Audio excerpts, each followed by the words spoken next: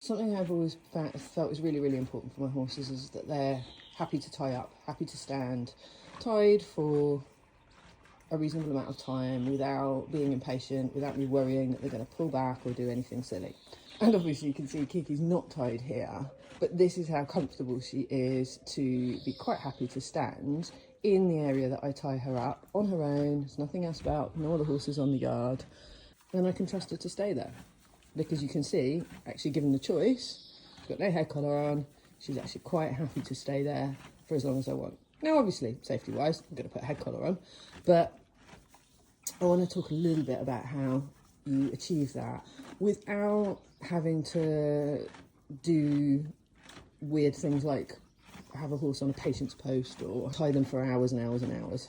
So one of the first things I do is I look for a really safe area, and if I've got a horse that is inexperienced tying up, I will use another horse that they know, so there's not going to be problems like hierarchy, herd type problems, but I'll use another horse that they know that they're already turned out with that is really, really good to tie.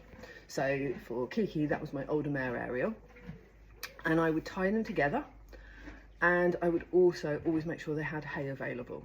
So in a way, you're kind of giving your horse no reason not to want to tie. You know, they've got the friends there, they've got food there, and you're finding a nice, quiet, safe area to start with so that they basically start to feel safe and comfortable doing it.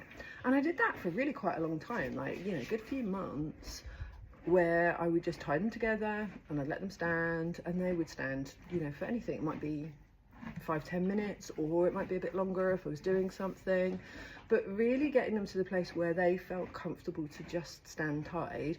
And actually it was almost like, why wouldn't they? Because I've made everything's available to them. They've got the food, they've got the safety, they've got the friends. You know, where it's hot here, you might even put water out for them while they're standing tied. But basically what you're doing is trying to make it the nicest place possible. So you're almost like, why wouldn't they stand tied?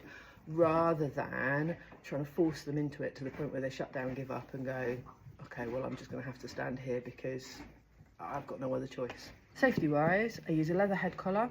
It's a bit traditional, but basically leather head collar is likely to break if the horse really, really panics. And I tend not to use things like rope halters, simply because if the horse does get into a really difficult situation, they're much more likely to injure themselves with something like a rope halter. They definitely don't break, and so they are for very specific situations. Lastly, I use one of these.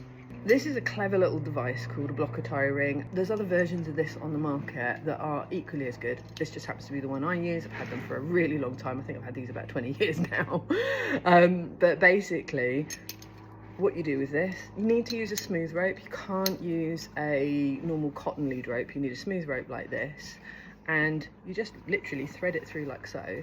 But if the horse panics and pulls back, what will happen is this rope will slide like so. You can see how, and I've got to put quite a lot of pressure on it, so it's not like it's just going to give the second that your horse decides they want to eat grass over there.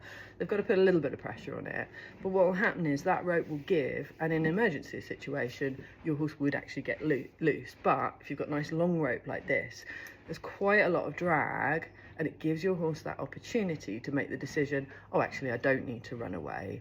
Really, really good for horses that pull back, or in a situation where you're not quite sure how confident your horse is going to be. And a lot safer than baler twine, because the thing about baler twine is, number one, depending on the type of baler twine you use, and it's got stronger and stronger and stronger over the years, it might not break when you need it to. And number two, it teaches your horse all the wrong things, because if it does break, if your horse does pull and it breaks, it gives your horse that instant release. And some horses will get wise to that and go quite clever and go, do you know what, I want that grass over there, I'll just ping the baler twine and off I go. And there we have it, a nice, comfortable, relaxed horse who's happy to stand tied while I get on with the mucking out.